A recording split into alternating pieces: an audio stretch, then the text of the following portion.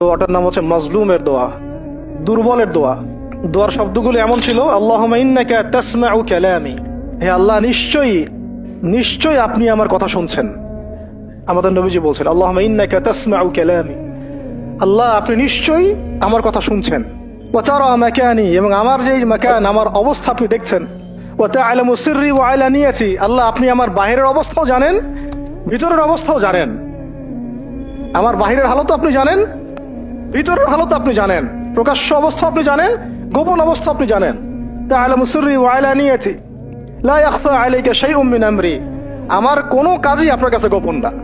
আসলে আমার কি হালত, কি অবস্থা, আমার উপর দিয়ে কি গেছে, কি গেল, কি প্রকাশ্য, কি গোপন, কি সত্য, কি মিথ্যা, আল্লাহ আপনি সব জানেন। বলা কথা না বলা কথা সব আপনি জানেন।